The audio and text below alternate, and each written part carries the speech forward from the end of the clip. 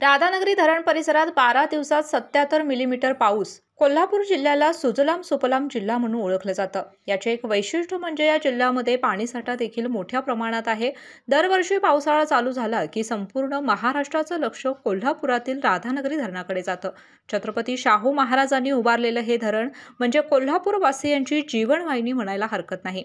Doctor D Y. Patil polytechnic, Kasba Bawda, Kolhapur. Maharashtra शासन मान्यता प्राप्त, शासनाच्या सर्व प्रकारच्या स्कॉलरशिप्स उपलब्ध। या माध्यमातून विद्यार्थ्यांना 50 ते 100% फी सवलत। विद्यार्थ्यांसाठी वेगवेगळ्या रूट वरून बसची सुविधा। कॅम्पस प्लेसमेंटच्या माध्यमातून विद्यार्थ्यांना नोकरीची हमी। म्हणूनच 10वी नंतरच्या डिप्लोमा इंजिनिअरिंग करिअरसाठी सर्वोत्तम पर्याय। गतवर्षी पावसाचं प्रमाण कमी असताना देखील या धरणाने जिल्ह्याला मोठा दिलासा दिला होता।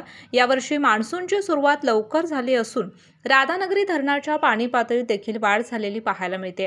राधानगरी धरण परिसरात 1 ते 12 जून अखेर 77 मिलीमीटर पाऊस झाला असल्याची माहिती भोगावती पाटबंधारे खात्याकडून देण्यात आली आहे। राधानगरी धरण परिसरात 1 ते 12 जून या 12 दिवसाच्या कालावधीमध्ये 77 मिलीमीटर पावसाची नोंद झाली असून मंगळवारी 3 मिलीमीटर इतका पाऊस झालाय। तर धरणाची पाण्याची पातळी 293.01 फूट इतकी असून पाणीसाठा 1984.97 दशलक्ष घनफूट इतका आहे।